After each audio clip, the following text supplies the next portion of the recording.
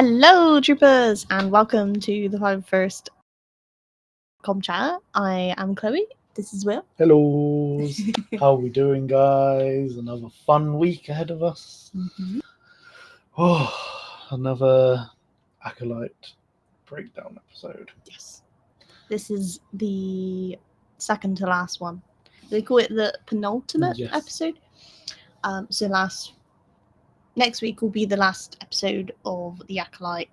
But as we said last week, next week we are doing a very special episode with Cavan Scott, the author. It won't be alive. It will be filmed in person. It will be a recorded interview. Yes. So there will be a different day of the podcast next week. Just because we are a little bit busy. Mm-hmm. So yes. Yeah. So keep an eye out on that. Keep an eye on our socials because I think there's going to be some very cool pics that's going to go out there. So yeah. We're looking forward to that. Very fun times ahead. Yes, we have some news as normal. We have some Funkos. We have some Lego. We have some one Black Series, and we have Hot Toys as well. Mm-hmm. And the one that I'm going to start with before I forget it, we also have a couple of rumors as well. So they're not confirmed and they're not definite, but they're rumors. And if they are happening, they're going to be very good. They're going to be very good. And we're going to be spending money. Yes. Also, just a little bit personal, just in case you guys are going to be there. We might, fingers crossed, we might be going to the Wales Comic Con. Mm-hmm. On the weekend of August, the 10th and 11th. Yeah. It's not confirmed yet, but we're looking. Some things have been brought to our attention that all of a sudden we're a little bit like, maybe we should go to that. So yeah, if you go into that and you see us, come say hi. Mm-hmm. I know Moff Gideon is there. Yeah. I know Warwick Davis is there. I believe his son's also doing a photo ops and that as well. Oh, so very cool. Yeah, and I will say as well, I know it's not Celebration, but the ticket prices for Giancarlo and Warwick are both a lot cheaper than Celebration. Yeah, a lot. So if you go in, make the most of it, and maybe we'll see you. I think that's a plus for fans with if you're going to a normal Comic-Con rather than Celebration, the prices tend to be a lot cheaper because it's Star Wars Celebration. They know people are going to pay for it, so they just whack prices up, which is obviously unfortunate for some people. But a good example of that is Ian McDermott at Celebration. I think was 140, 100 and something. Mm-hmm. I saw him at London Comic Con for 95, 98. So, still a lot, but a lot cheaper than I would have been paying if I'd met him at Celebration. So. Yeah. Also, thought I'd just mention, if we ever go to Comic Cons and you guys recognize us, say hi and you'll get a sticker. Yes, and we'd love and to a meet little you shout guys. out. Yeah, we'd love to meet you guys as well. Get some pics. That means a lot to us when we recognize people. When we go to cons and we recognize cosplayers and our friends as well, like Amy and Emily, and we're just like, oh, that's such and such. I know you from TikTok, or I know you from Instagram. It's like, oh, thank you. Yeah. So yeah, come say hi. Cool. So going on to the news, we're going to start with Funkos. So we did mention these last week. So San Diego Comic Con. Before I go into these, can I mention the rumored one before I forget? Okay. So again, this isn't confirmed. This isn't concrete. Don't take my word for it because I'm just going by a video that I've seen. And basically, in this video, it was detailing a load of Funkos that we are gonna be getting. So there's Red 5 Luke. There's a Kenobi with thought bubbles or something. They don't. Yeah, it's a bit weird. There's a couple that are a bit odd, but the one that stands out more than anything. This is the reason I'm talking about it. So one of the one that is rumored that is going to be coming out soon is a Fives Funko Pop. So now we don't know yet, because obviously this is just a rumor. We don't have any pictures or leaks or anything like that. So obviously once we do, we will show you guys. But we don't know whether it's going to be like Fives with his helmet, Fives without the helmet, showing his little like Orbesh tattoo. I personally think it's going to be Fives without the helmet. Yeah. Because we've, when you think about his clone armor, as much as his helmet is quite cool with the like little design on it, I think having, so we say, a clone without a helmet is quite a unique figure. I think as well the fact that like he facially he stands out a little bit different to normal clones. So for example, he'll have like the little Fives tattoo there, and he's got the like sort of goatee as well. So you could get him without the helmet, but I will admit, if they do this Fives and it is genuine, I'm very tempted to get the Rex out the box. I'm thinking of releasing him so he can join his brother. His brother Fries. Pop collectors are just screaming right now. I know. Don't worry, he hasn't left the box yet, but I am thinking about it because him and Fives would look so cool together, and because every other one you have is out of the box. Yeah. I don't know. Plus, I'm telling you now, there's no way that I'm reselling that. No. Rex. That guy is. That's the thing. Like most people would keep the pops in the box to resell for future. But if it's something that's like your favorite character, he's not going. He is not going at all. You're not going to resell it. So. But yeah. So that's just a little bit of a rumored one. Fingers crossed that is going to happen, because I think that would be one of my favorite Funkos if they do that. Yeah. And then they have to do an Echo. They have to do a Clone Wars Echo. They could literally go on and on. They could do Dogma. They could do Kicks. They could do so many. They could do Tup with the little teardrop. There's so many they could do. Yeah. So there's so many. So going on to ones that we actually know are coming out. Yes. So we have the San Diego Comic-Con exclusives.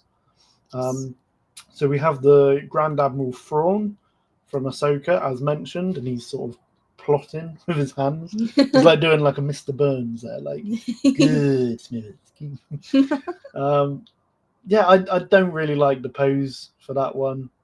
Yeah. And this is like the Ahsoka live sort of action coloring. thing. Yeah.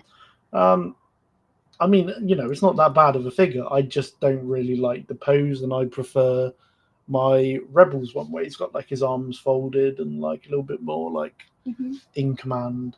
Yeah. Vader, on the other hand, this is the one that we've been going on about, and you can see that he's got the like red lighting hue. It's basically from like the hallway scene from Rogue One. Yeah.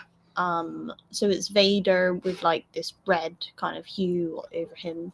I didn't realize that he had sort of like smoke on the bottom of his like cape and stuff. I think because like the hallway, there's a lot of smoke going on. Yeah. Obviously, the lighting from his lightsaber is lighting up the whole hallway. I think it's really good, and I think the lighting of it is pretty cool as well. Like how like his sort of glove and hand is lit up probably like the most with the lightsaber light. But then obviously you've got the like little bit of detail on the sort of cape, and then on the face, and then it's a bit darker on the other side. Yeah, I really like this Funko. Yeah, it does. So hopefully this is one that we can get our hands on. I don't think it will be easy or cheap because it is a Comic-Con exclusive, and those are always the hardest to get hold of. Yes, most of the time. Yeah. Most of the time. So with the Thrawn as well, we have the Diamond Collection version of it. So he's all glittery. Very similar to the Ahsoka one that recently got released. Yes. It is so- part of the Diamond collection. Yeah. So I think there's like a couple that's in this collection now where they've made. I think they've done like a Chewbacca. I think they've done like an R2D2 And as well. it does say there's only 3,000 of those ones. Oh, that's a cool thing. Is there any of those? No, it just says No. limited edition for the others. That one, the Diamond Throne, there's only 3,000 of them. So No. that one's going to be quite rare. Get it while you can. So you know if you have one of these, there's only other 2,999. I wonder if it has like a number on the box, so you know which one you got.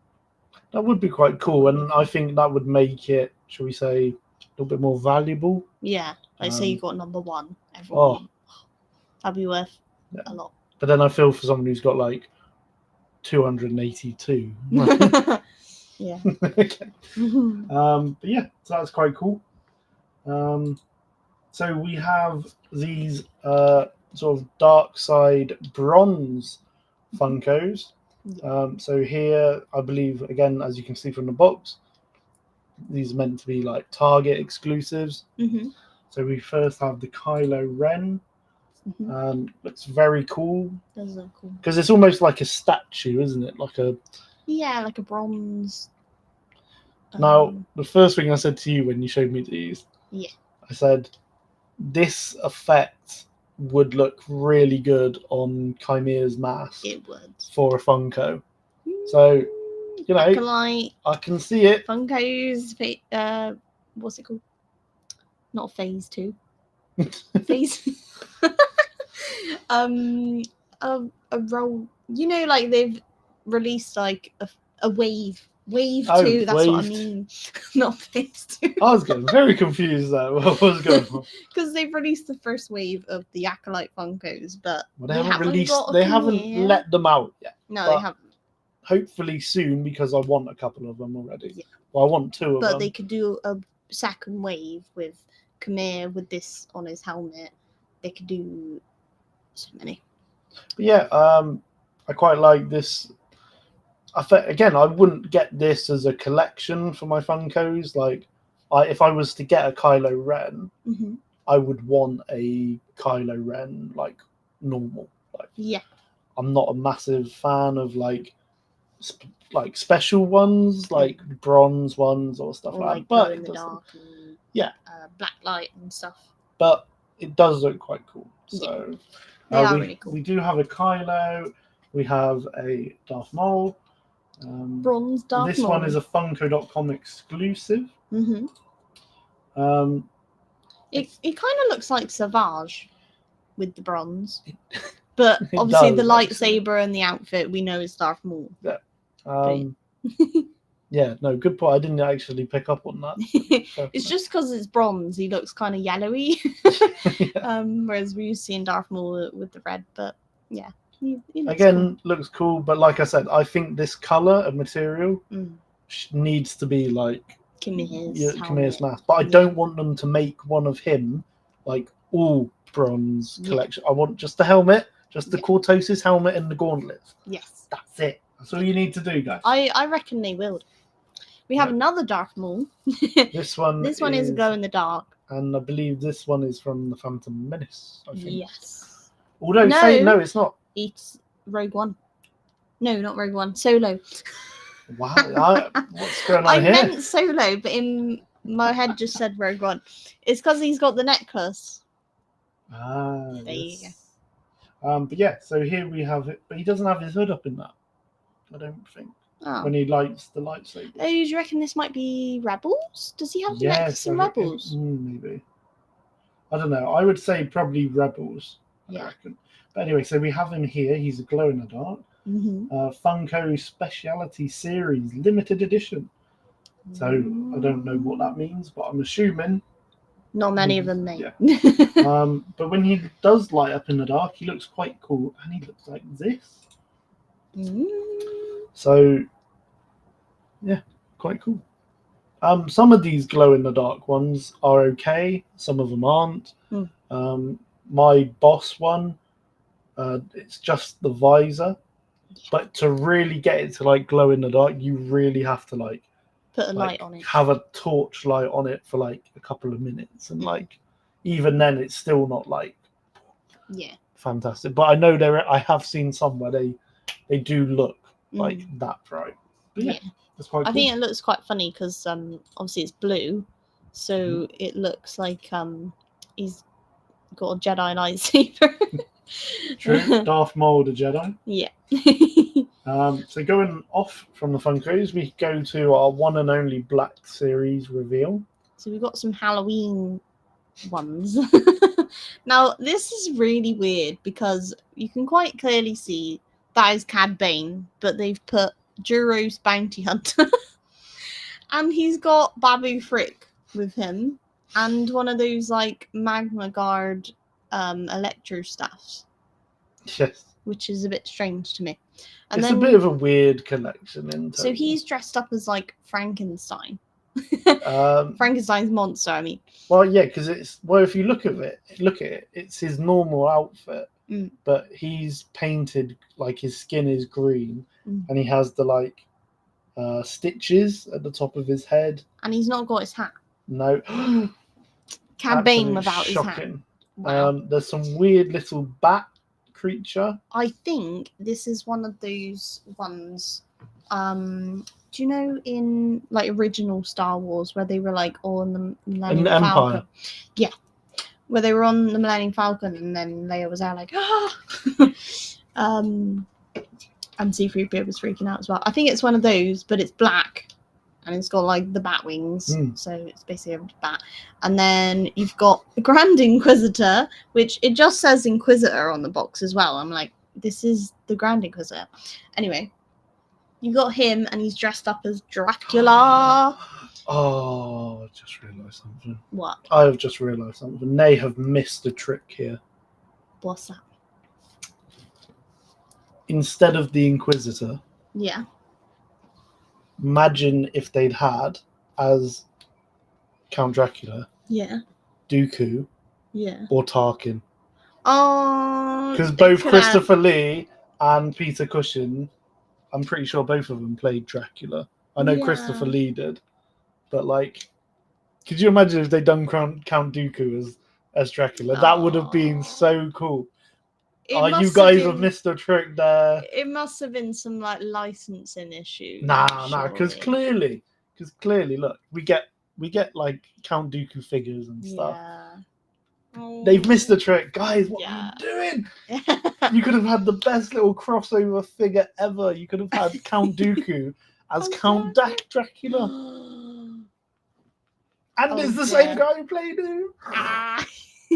Okay, well, we didn't get that, but also, I'm really confused as to why this is like a double pack, because Grand Inquisitor has never met Cad Bane.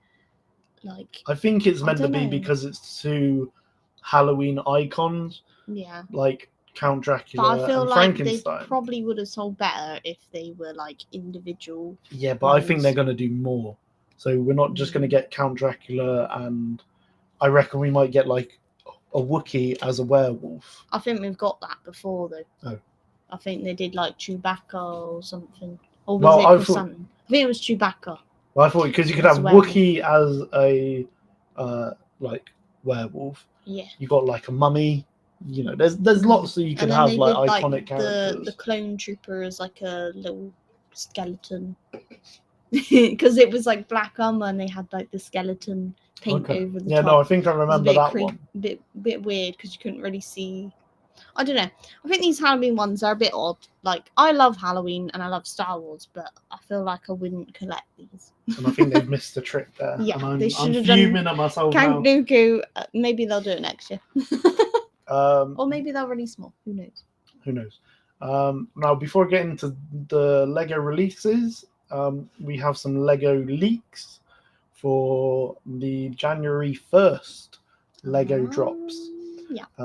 One being a Arc 170 Starfighter, which would be quite cool because I know a lot of people have wanted that.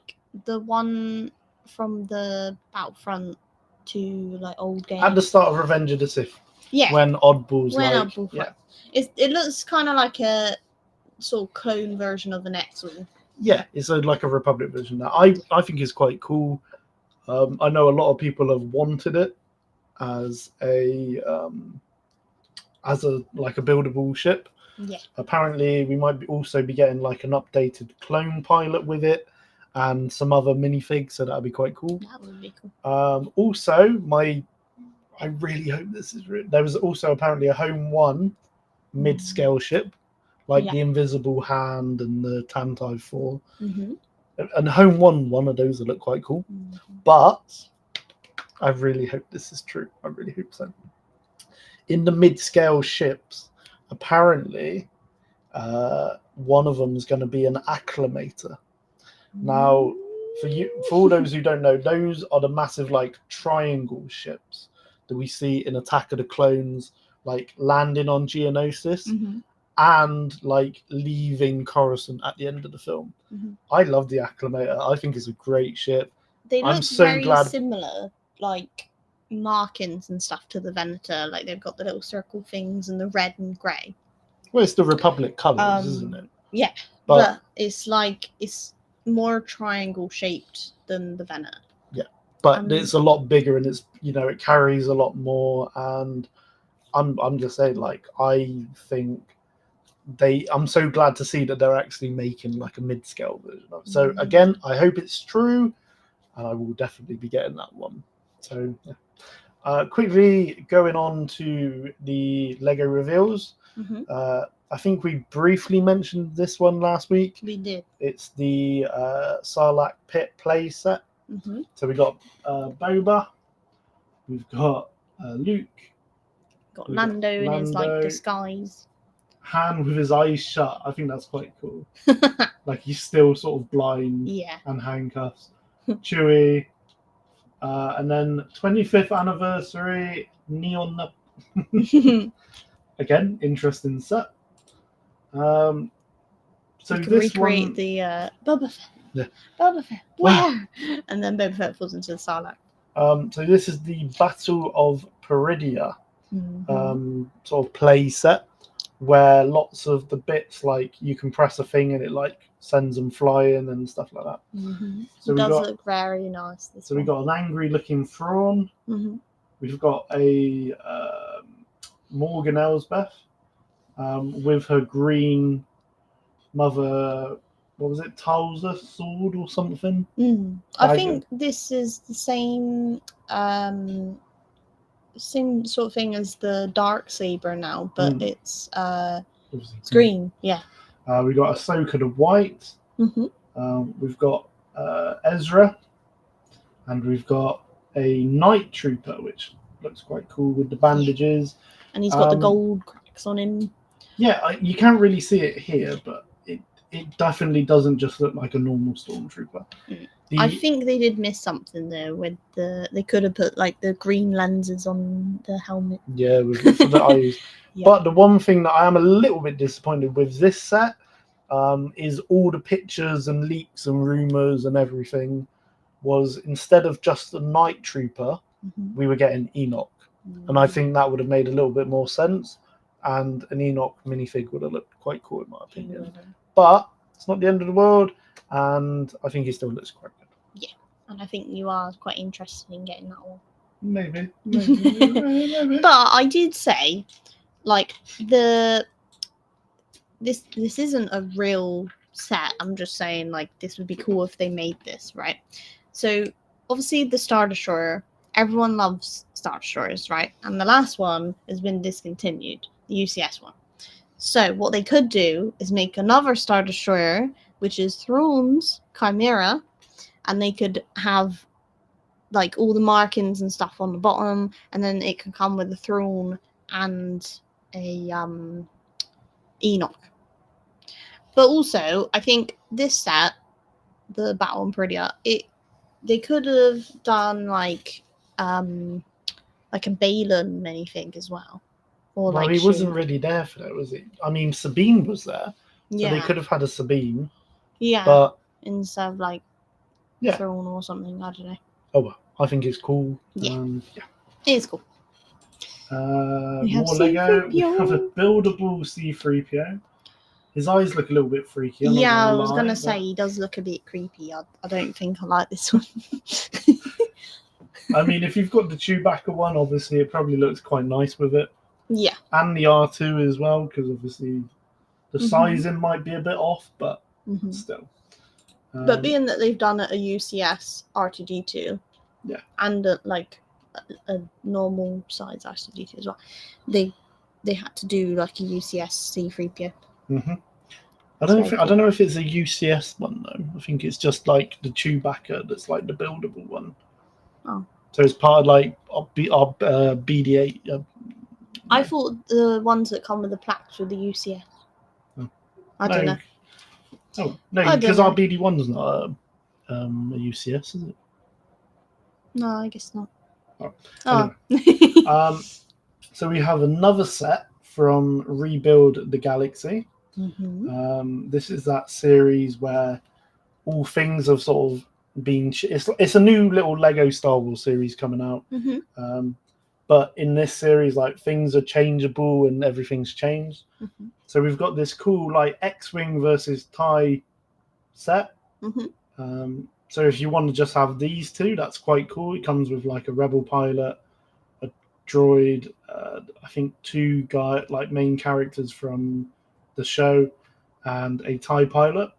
But the fun thing about this set is they're interchangeable.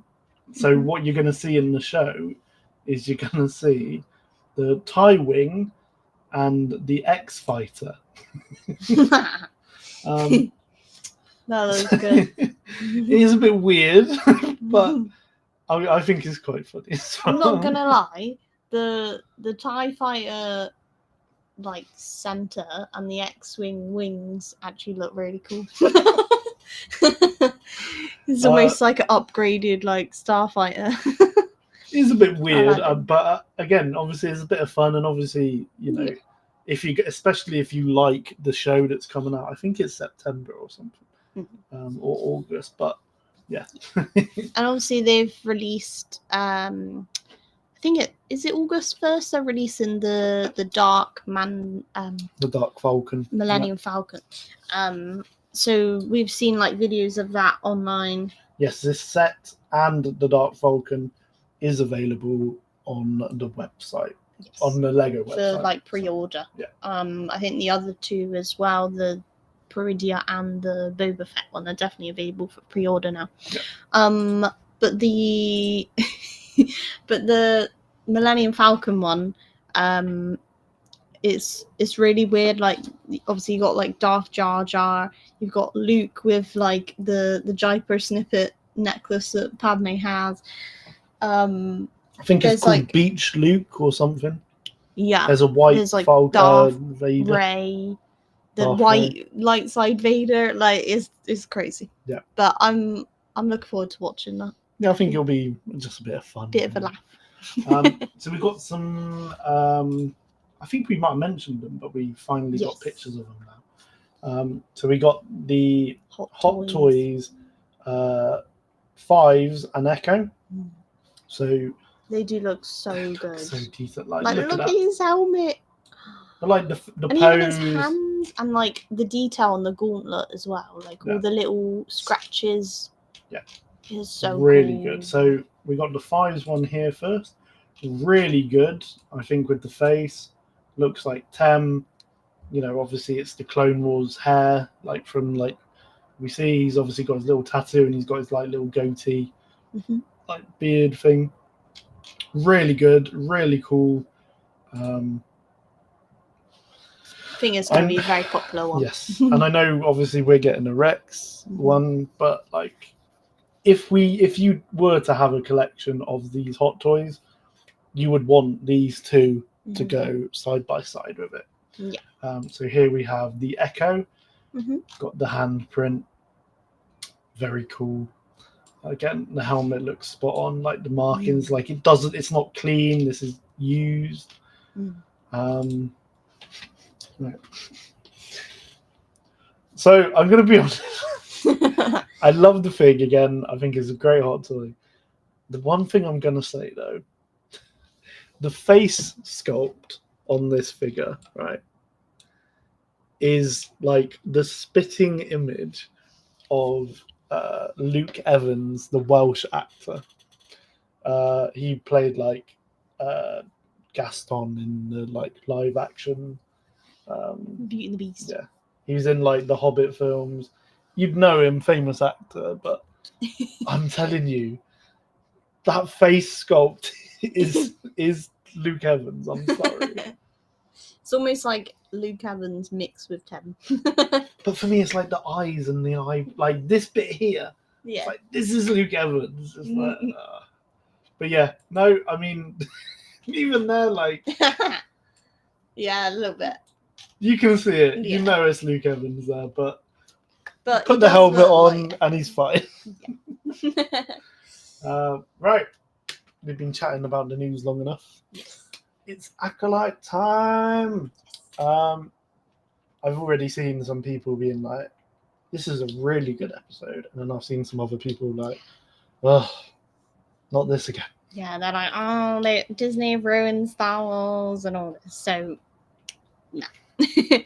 So yeah, we start the episode off, and as assumed by most of us, this episode was going to be the flashback episode of like what actually happened on Brendok, filling in the pieces. Mhm. So by the way, if you haven't seen the episode, then there's going to be spoilers. Yes. Thank you for reminding me. But yeah, so we start off with again another sort of overhead shot of Brendok, again looking quite lost, like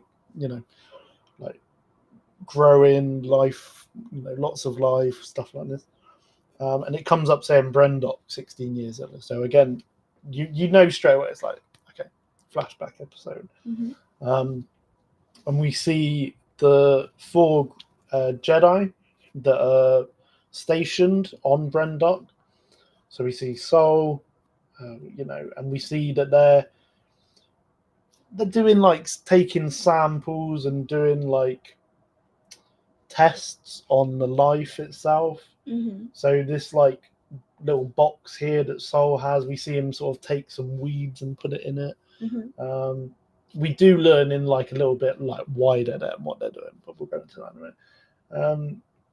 Yeah, so pretty simple start. It just looks like Jedi just on doing their thing. And they're like, it's really funny. There's a scene where you see Kalnaka with like the metal detector, and it looks like he's just weeding, like strimming the weeds in the grass. It looks funny. Little Kalnaka, bless him. You can imagine him doing like the gardening. If my gardener looked like that, yes, fair play. Yeah. But yes, so they're doing tests and samples on life and all that. He kind of looks like Bigfoot in this forest. Was it Harry and the Hendersons? Yeah, Bigfoot. So then after sort of this, we see the Jedi like at their camp. Mm-hmm. So I was wondering, I was like, are we going to see them have like a little, so we say like a little temple outpost or not? But they're basically just sort of camping, really. Yeah. And we see them sort of all cooking and eating. And I will admit at the start, the way Torben acted, I was like, oh, I'm not going to like you. No. You're annoying. He's like, I don't want to eat. I'm not hungry. Mm. And then Indara, I believe it is, reminds Torben it's not wise to insult a Wookiee's cooking. We get this shot of Kalnaka like, and he's cooking and this, by the way, is so cool. He can do your gardening and he can do a barbecue as well. He's got it all. So what they are eating and what Torben is fed up of eating is Nuna. And we've seen these creatures before. Mm-hmm. They're also sort of described as like swamp turkeys. Oh, okay. So do you remember in The Phantom Menace when Jabba's watching the race, he has like some in front of him on his thing, and then he's like, he just literally knocks one off. That was a Nuna. We've seen him in like the Clone Wars and like other shows. But yeah, they're fed up of eating that for like Star 7 Wars weeks. I think it's like 7 weeks they said that they've been out there, and they haven't encountered like anyone or any creature, you know. And Torben's like, I just want to go home. I'm like, like, go home then. Yeah. Go home then. You're not involved. And he's like, I don't even know sort of why we're here. Mm. And we see that Indara explain. No, I think it's Sol explained that we're here because this place was 100 years ago. It, hit by the hyperspace disaster. Yes. The High Republic This is the nod one there. from the books. So yes, this is the main incident from the Legacy Run disaster that we see happen in the book Light of the Jedi by Charles Soule, which is, to be honest, if you're getting into the High Republic, this is the one you want to start with. Yeah. This is the perfect starting point, in my opinion. Mm-hmm. So, yeah, nice little reference to that. But basically, Brendok was hit by one of the emergencies. So one of the pieces traveling at like hyperspace, like hit, or a couple hit Brendok. And the planet itself was considered lifeless. So this is why the council have been sent here, because clearly life is growing and flourishing, and they believe that there is a vergence here. Yeah. Where have we heard that before? So the Phantom Menace. Yes. So when Qui-Gon is telling the council about Anakin, he says he has encountered a vergence in the Force. Now, the reason Anakin is special is because the vergence in the Force is centered around himself. Other vergences in Star Wars, for example, center around like planets, so, or like stuff on planets. So we have this Brendok, for example, is considered a vergence because somehow life is flourishing and growing when it's meant to be lifeless and dead. Dagobah, that's also supposed to be a vergence, especially like the cave. Yeah. And also the cave on Acto is also considered a vergence. But there's you know, they consider Mortis could be a vergence. That's because, true. You know, but you get the idea. Anakin, the vergence is around him. Yeah. Whereas Brendok's vergence is the planet. Bit different, but little connection to it. Yeah. So yeah. Also, I will say, going back to this scene where they're testing in the forest, there's a little conversation between Indara and Sol, where a little bit of a dig, I think, at Sol, but Indara sort of puts her hand on his shoulder and is like,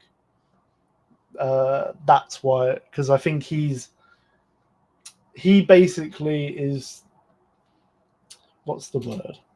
He is projecting his own sort of feelings as Torben's feelings. Like, he's like, oh, your Padawan is restless, or, you know, like stuff like that. And she basically like, stop putting your feelings and pretending they're his, sort of thing. Yeah. But she also says, that's why I have a Padawan and you don't. Like, oh, ouchie. Oh dear. Bit of drama. Yeah. So while they are doing these tests, Indara sends Sol over to the, like, I think she called it like the North region, or the Northern region, as they haven't explored that bit yet. So we see Sol head over there on speeder, And we also see he finds, or where he comes to a stop and where he sort of is, he's by the bunta tree. Yeah. So, which we've seen in was it the third episode? Yes. Yeah. Where Osha was, and he sort of sees Osha and May there with the scene with like the sort of butterfly creature, and he can straight away see that they're like using the force. But he's a little bit surprised as well, because obviously he's looking around the corner from this like little stone thing, and he can see that there's like 2 kids, and this planet's meant to be lifeless. There's supposed to be nothing. This is the first thing I've seen in like 8 days. I think it's more like weeks, because it's not days, they're weeks. Okay. And then we see the scene where May stops the butterfly. Yeah. So Soul's now looking at this, being like, they've got the force. They've got power. And so he also sees Osha be like, let go, May. As if like she's the more kind-hearted one.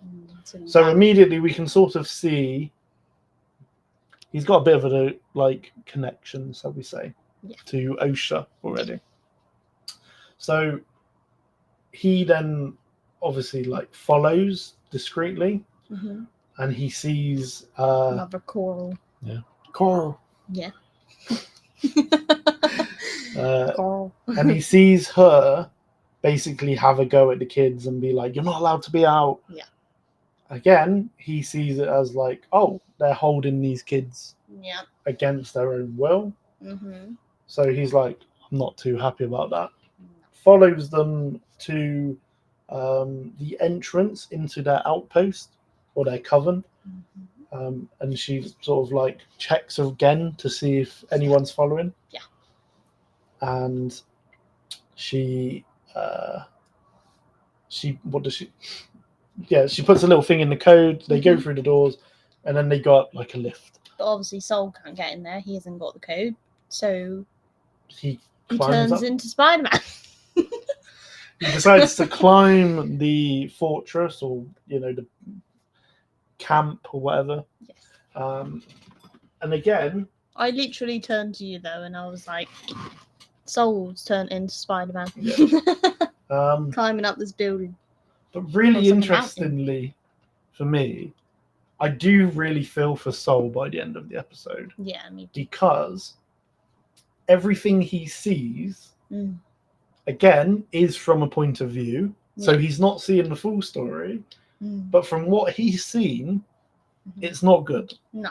So he sneaks into the camp, and he sees, like, he literally happens to notice, like, he sees Mother Anastasia with the 2 kids. Yeah.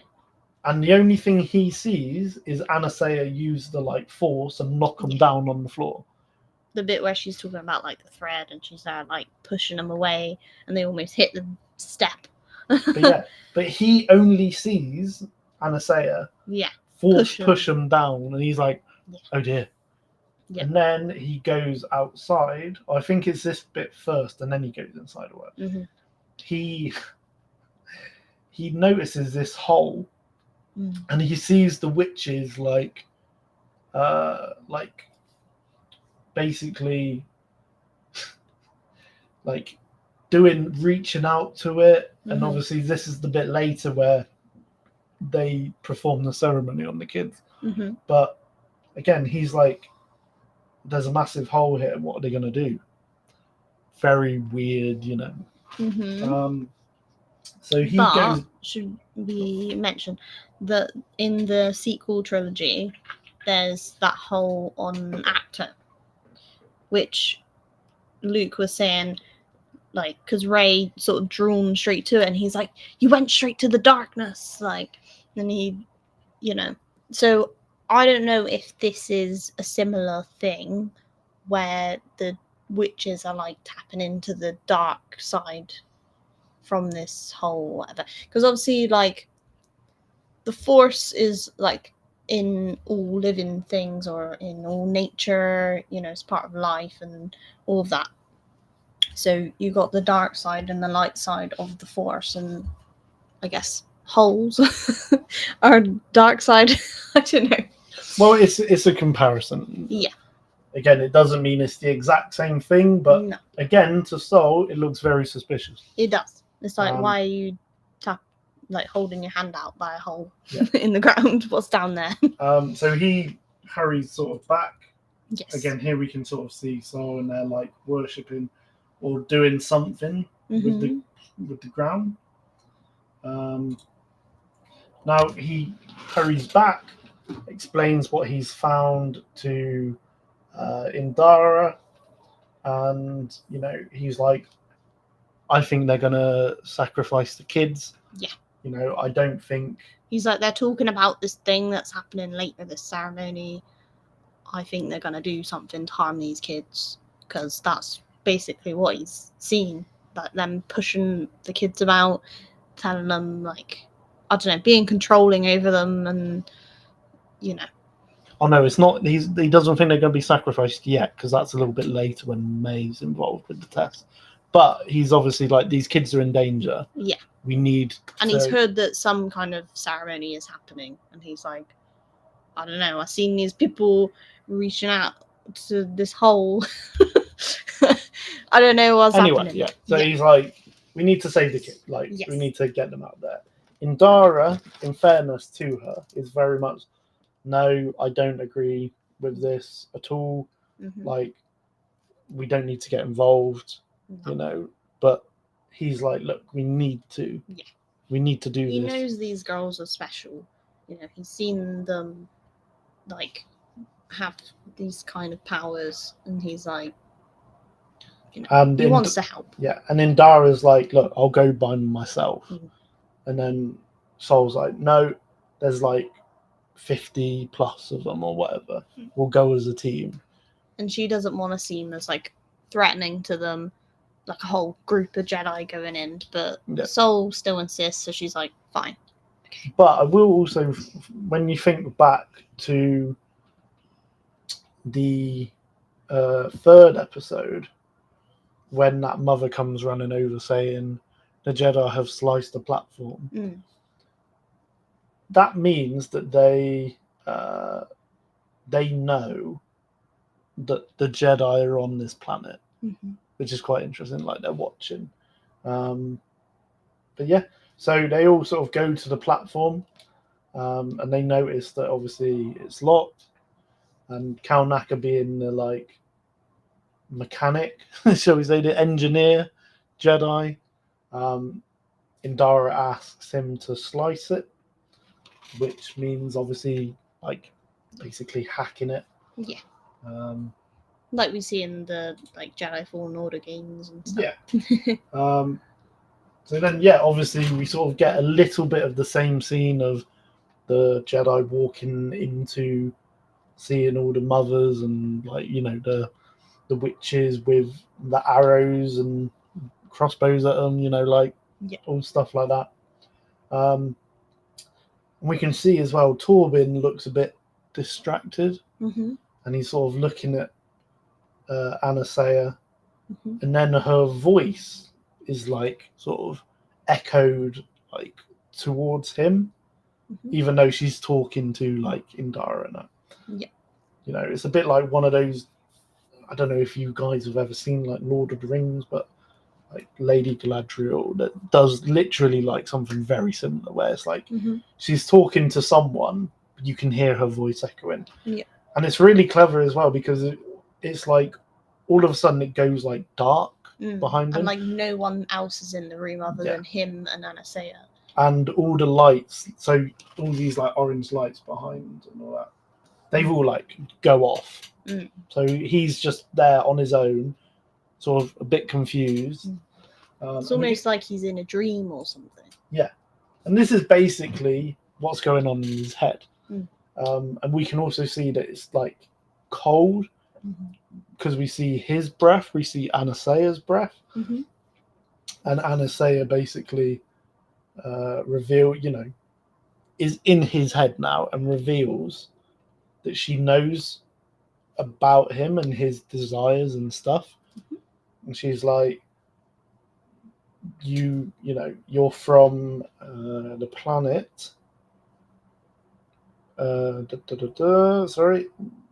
Bonadon, which was first referenced in 1979 Han Solo's Revenge, the same novel where the species of basil was first introduced to Tennant or whatever. But that is a Legends comic now.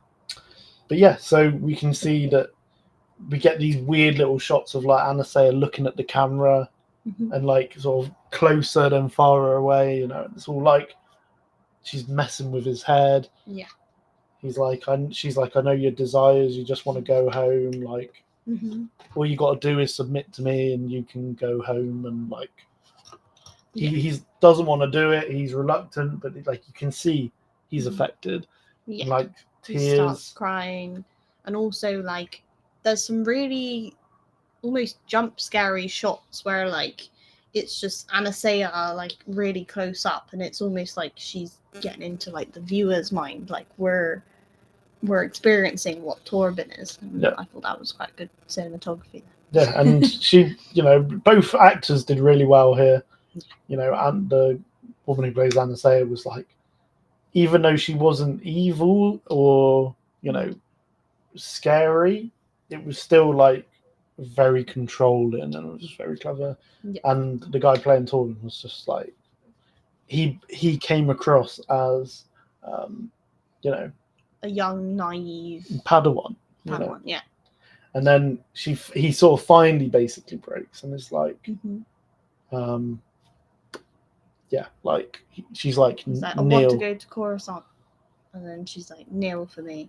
And then obviously we go back to the scene that we saw back in episode 3 when he sort of goes on his knees and his eyes go black.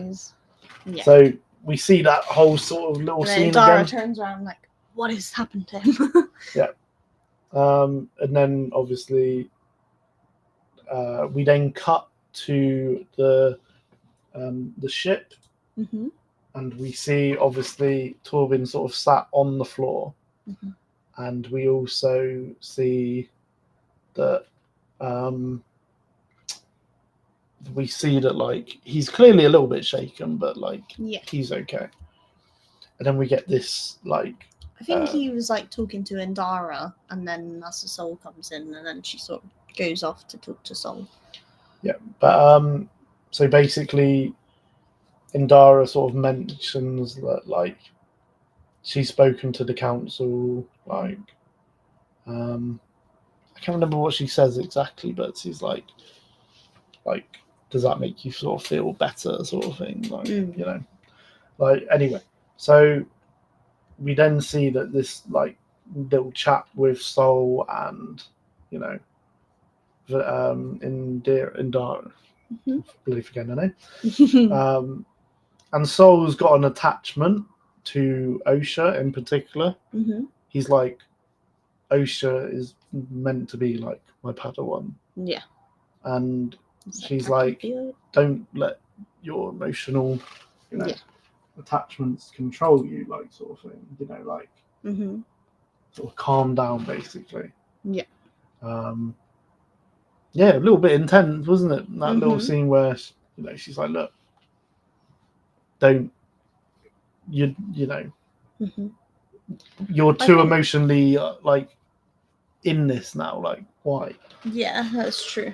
I think like by these scenes you can see that Indara is like the most sort of wise one there. Like she knows what she's doing, she's very by the book, and she just, it's kind of like the leader.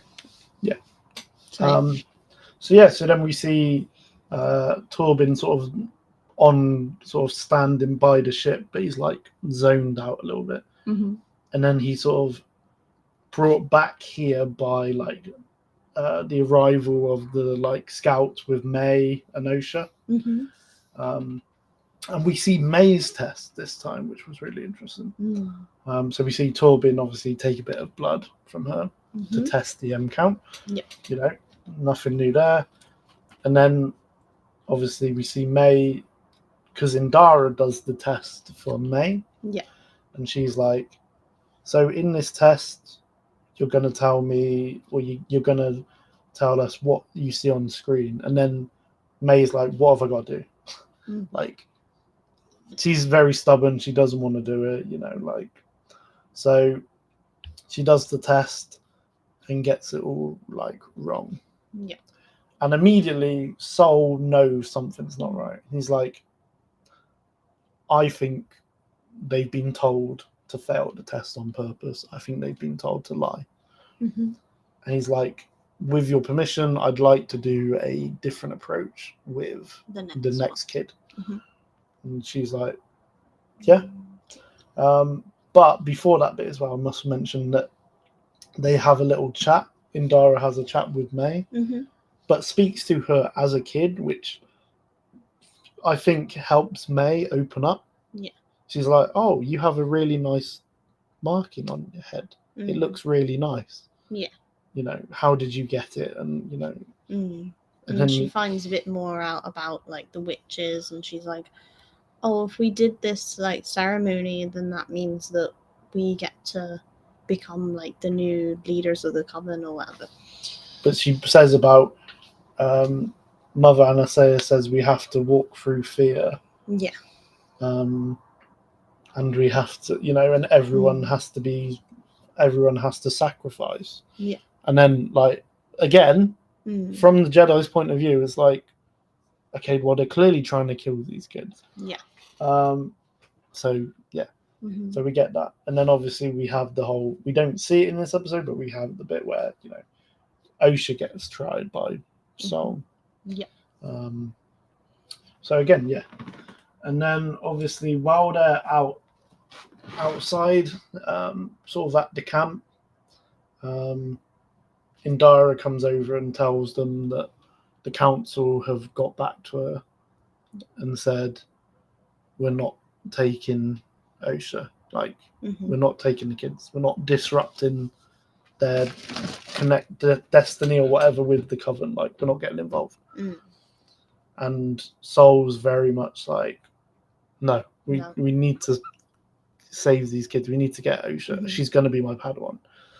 And we then see the test results from the midichlorians come in, and Torbin reveals that they both have very high M count. Was it? He says very high, and then I think he says extremely high M count. So obviously these girls are very powerful in the Force. But then he says about that their symbiotes are identical. Yes, which basically which even Indara reveals is like, that means that it's basically two bodies, but like there's a shared consciousness, like one consciousness split between two bodies. So they've clearly now come to the conclusion these witches have manipulated the Force, and disrupt the natural sort of order, shall we say. And they know that obviously these twins weren't done naturally. No. So Torbin takes this as like the way to get home.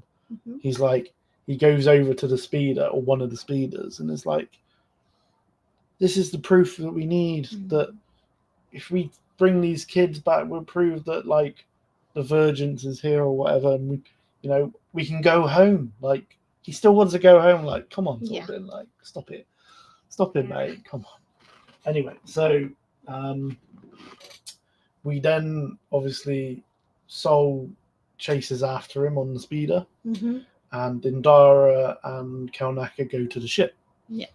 So we then see the bit where May is being taken away by Mother Coral. and May's like crying because she's like, why do you want to be part of the Jedi? It's Osha, and then Osha has that chat with Mother Anastasia, saying basically she really wants to be a Jedi, and then Anastasia saying, do what your heart tells you to do, basically. Yeah. And so she goes off to her room, but then we see that like Mother Coral basically say, like, while May's like crying, she's like, do you want your sister to leave the coven? Mm-hmm. And then she's like sort of shaking no, and she like throws her to the ground, and she's like, then stop her. And then she like goes to hit her with the stick, and she like uses the like thread, the force, to stop it. And she's like, good girl, get angry. Yeah. And then obviously she's like, now she's annoyed, she's fired up. So Coral was basically teaching Nay to like use her anger to fuel her force. Yeah, like basically the dark into side. The dark side. Yeah. Be angry, don't let them take, don't let Osha lead, basically. Yeah. And then we see the sort of coven talking to Anastasia, being like, you've got to let, like, you can't let Osha leave. And Anastasia's like, I'm putting this first as a mother instead of your leader. And Osha wants to go, I'm going to let her go. Like, and they're like, no, but she's the, what about us? You said you were going to lead us and look after us. And she's like, I'm being a mother first. And, Yeah. So we learned that, like, Anastasia is not a bad person. No. She's even, like, telling the coven, look, Osha wants to go. She can go. I'm not going to stop her. Yeah. But yeah, so then we come back to Sol having a chat with Torben, like, who's like outside outside the coven, and they decide to rescue the girls, like, even though it is heavily advised not to, like, but then Indara, they're not listening to like, Indara. Yeah, but then Indara's like, do not engage with them, like. So they climb up the fortress and get in, where we then come across Mother Anastasia and Coral, and sort of Sol and Torben are there as well. I can't remember what was exactly said, but like Coral's sort of angry. She's like, she's not going or whatever. Yep. And then Anastasia says a very, mentions about obviously the noblest intentions of the Jedi, and basically says that your noble intentions will be the downfall of all the Jedi across the galaxy. She's not wrong, by the end of it, when you think about how the Jedi Order basically ended, their intentions was to end the Clone Wars, yet they were being used by a Sith Lord. Anyway, so we also see that, like, the scene where Osha is in her room and May, like, locks the door. Yeah. And she takes the candle and she burns the book. But basically, May only wanted to burn the book. So when she's noticed the fire was a little bit, like, she's like chucked it away, realizing it's a bit bigger than she realized, starting to spread. and then she's like, Mama, and like runs off, because she's now realized, oh dear, I've sort of messed up here. So we see fire to Osha's room. Yeah, the whole, like, thing's now in trouble, like, but obviously all Osha sees is just like the door with the fire. Yeah. And she saw obviously Osha with May with the fire with the book. And she did even say, I'll kill you, like, when she was saying, like, I'll stop you from going. So again, really unlucky. But yeah, so that's obviously happened, and the fire then spreads into like the systems and stuff. So she goes running off, and while they're having this like sort of almost heated moment, we see heated moment. Very funny. Yeah. See what I did there? Yeah. Basically, May comes running out and is like, "Mama," and she runs into Mother Coral, Mother Anasea, Mother Torvin, Torvin and Sol. Master Sol. But for some reason, I'm curious about this because obviously we know that like Sol's now blindly, so we say, connected to Osha. He's like, that's who is going to be my like Padawan, not May. And he shouts out, "Osha, stop! Like, stay there, Osha!" Like, and I was like, "Huh? Why has he gotten confused?" But obviously, that was just his blind like connection to her, like, you know. And then Osha's Maiden's like, Osha's in like trapped or something, like, I need help or whatever. Yeah. Or I'm sorry, I'm trapped. So then this is the moment before everything kicks off. So for some reason, Mother Coral then goes into like a fighting stance, which basically triggers Torvin to go into his. And all of a sudden, he's got kind of like the Qui-Gon Jinn stance here. Yeah. But we see that like Mother Anasea, all of a sudden using like her power, starts to like turn into like this black like mist and sort of disappear. And May is doing the same. And what's clearly happening is she's trying to teleport her and Osha like out of the area. Yeah, but I think Osha as well, like, because obviously if they're one conscious and two bodies, you know. But it might also be because May has obviously the power now. Yeah. That's why she's probably transporting her and May away to get to help Osha. Yeah. Sol sees this as Anasea trying to like take May away, or to take Osha away, because again he was like, Osha, stay there. And then as she's turning into this like black mass, he like ignites his lightsaber.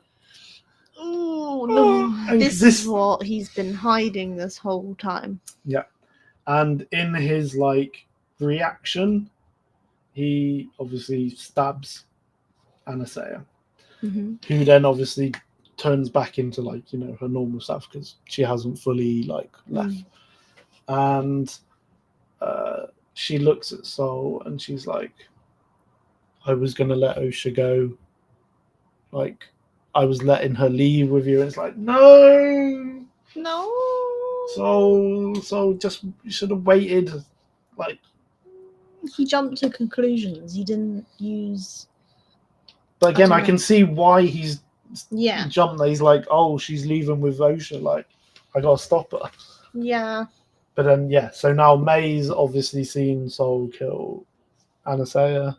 Yeah. And she's so like... is Coral. Yeah. She's like, Mama! Furious. Mama! Yeah. Like, she's crying.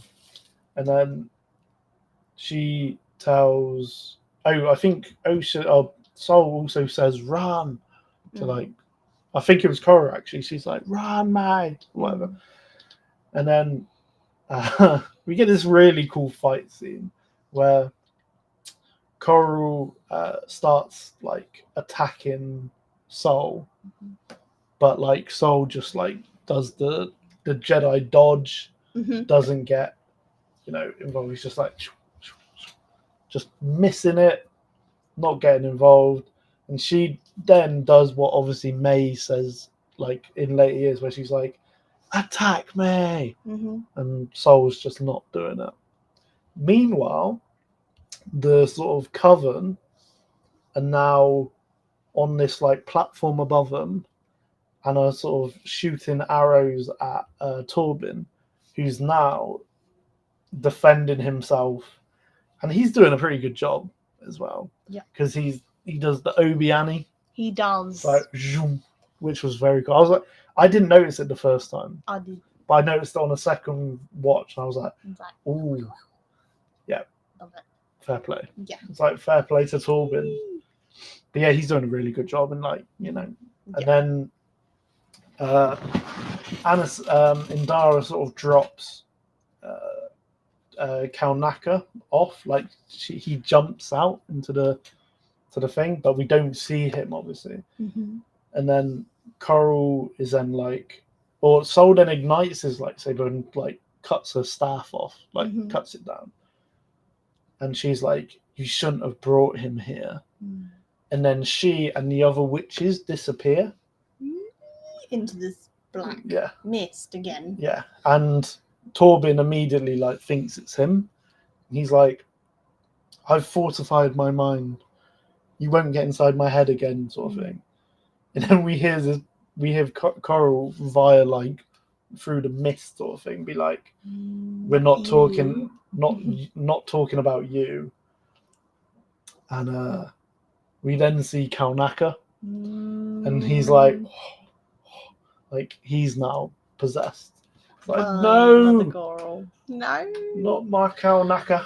And you just see Sol be like, "Oh no." Yes, and immediately Kalnaka goes for the Jedi, lunging at them, attacking them, you know. And again, obviously, they're not attacking him back. Yeah. They're just using their lightsabers for defense. Even Sol doesn't want to ignite his lightsaber because, you know, he's not going to kill his own Jedi. So we see this really like cool shot of them like staring off against Kalnaka. And then obviously the wire work and like stunt choreography in this was quite good. We see like Sol jump and like dive out the way. Yep.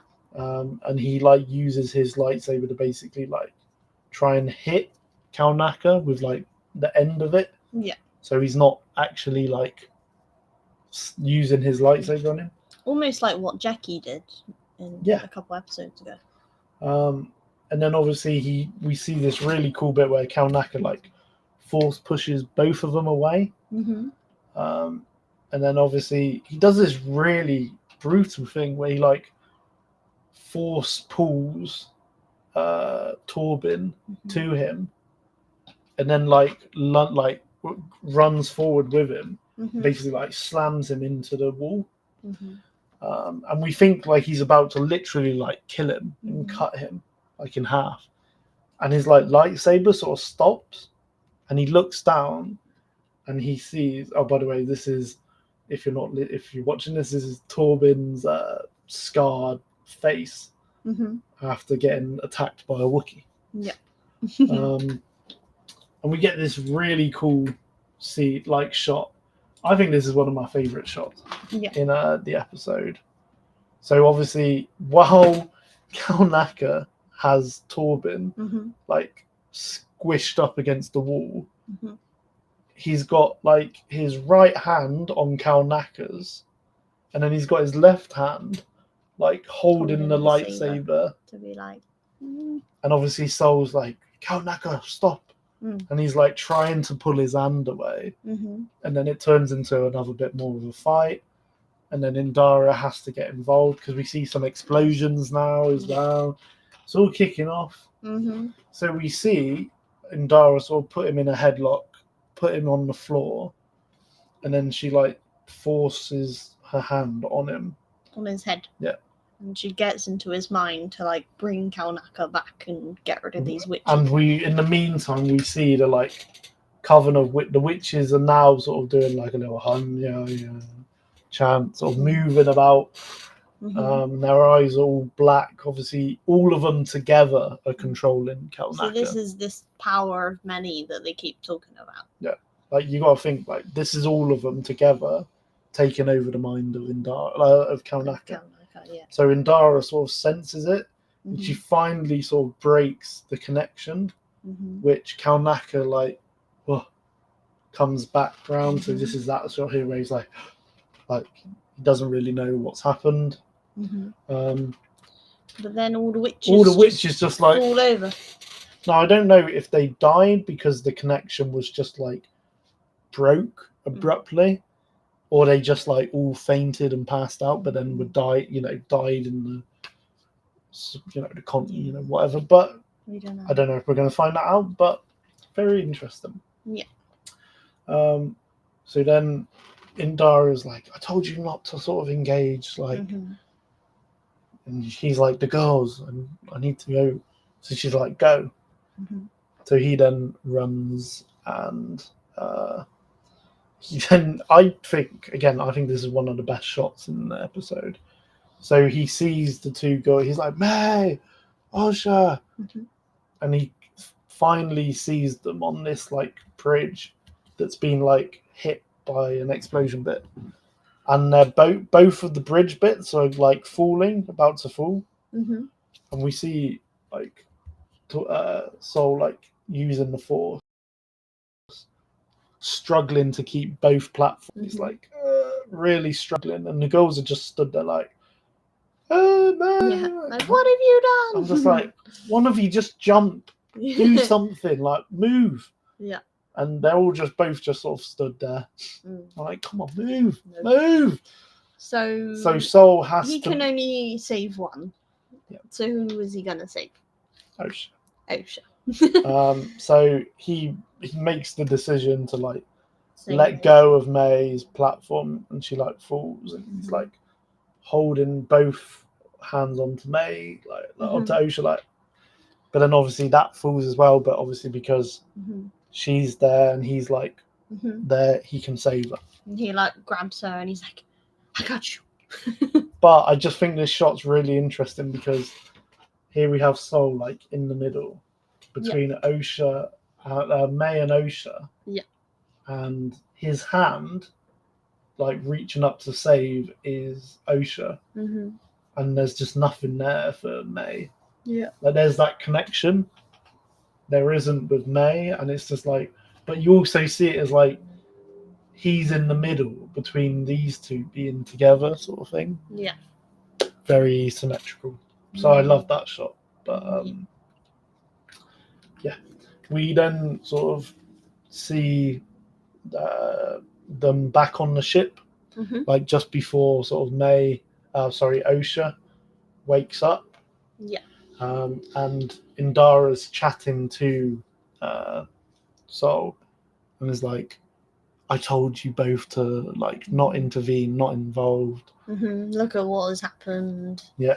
And he's like, I will, I'll report to the council and tell them. And she's like, no, we're gonna tell them that May started the fire and killed everyone, basically. Yeah. That's what we're going to tell the thing. And he's like, no, we've got to tell the council. And then she's like, they put hands on each other. Like, she's frustrated with him. And she's like, she points at like Osha, and she's like, you tell her the same. If you tell the council, her dream is like over. Yeah. Like, you saved her, you wanted a Padawan. Like, you have to train her as a Padawan now. Like, and then she sort of wakes up, and Indara like looks at him. She's like, what happened? Osha's like, what happened? And Indara looks at Soul and is like, you've got to tell her. So yeah, and then obviously that's where he's like, May started the fire and killed everyone. Yeah. Crazy. Yep. Again, like I said, I know a lot of people weren't happy with the episode because obviously they don't like that we're going back to like a a flashback, like right before the last episode. But it's like, I wanted to know what happened. Like, why is Soul so conflicted on what he did? Yeah. And it goes to show like what we saw from Osha's perspective as well. Like she didn't see hardly anything. Yeah. So it's nice to see like it from other people's perspective. But I also feel like as well, like I don't really blame the Jedi because I think Sol's been really unlucky in everything that he's seen and heard. Yeah. Has led him to believe that the witches were the witches are gonna kill May and Osha, like sacrifice them for power. So and obviously because he's conflicted because he wants a Padawan, very similar to Kamir wanting an acolyte and a pupil. Sol wants Osha as his Padawan so much. So yeah. Troopers of the Week. Yes. Okie dokie. So mine is by Figures. They do AV, like AV. No. Figs. AV Figures. Yeah. AV Figs. They do like custom Lego figures, and so they've done a Chimera from like episode 5 of the Acolyte. They've done him with the helmet and without as well. So here we have him with his helmet and lightsabers. There's a better view at the like helmet and like the outfit, but we also have him like in his sort of robe and his hair. And again, just it's so detailed, like how custom it is, and they've even like made custom like lightsaber bits for him. Like it's so cool, so clever. Yeah, I really hope that Lego makes something like that because that would be very cool. Yeah, they probably won't, but it's still pretty cool. So yeah, AV Figures. Because we haven't had any rumors about any Acolyte Lego sets yet, haven't. So who knows? But I feel like we're bound to get a Kamir figure because he's been very big. So my Trooper of the Week is someone called 6th Scale Reviews. They do pictures with like Hot Toys figures, but they have the Anakin and Padme episode 2 figures, and I just thought these pictures were really cool, like how they have them pose. I feel like I would have them on display like this because I just love them. But yeah, very cool. Obviously amazing figures by Hot Toys. They don't just do like Star Wars pictures, they do other ones as well, but their photography is really cool, really good. It looks like so real. Yeah, that's my Trooper of the Week 6th Scale Reviews. Very nice, very nice. So we're going to end with our meme of the week. Our classic meme of the week. And are you okay? It's Michael Jackson sort of doing his lean from Smooth Criminal over the top of burnt Anakin on Mustafar, and he's saying, Annie, are you okay? We've all pictured this from like obviously the words from Smooth Criminal, but I think just seeing it visually is just quite funny. Annie, are you okay? You okay, Annie? But yeah, very good. Love it. Funny meme. So yeah, that's it for this week's episode. We hope you've enjoyed this breakdown. We hope you've enjoyed the news as well. There was quite a bit of it today. Yeah, there was a lot of new figures and Lego sets and stuff. So next week's episode is not going to be on the Thursday because we are going to be interviewing Karen Scott for a future episode release, which I cannot wait. Yeah. We have some really good Star Wars questions and some writing questions as well. So if you've read the High Republic books or some of them, or you know a bit about it, this is going to be a good episode for you. But obviously, it's the final Acolyte episode as well next week. It is. So we have to break that down. Yes. So our episode will probably be out Saturday or Sunday, a bit like, I don't know, we'll sort it out. We'll but work out. It will be a different day to normal. Mm-hmm. But So, from me, guys, hope you have a wonderful weekend, and may the force be with you. The light and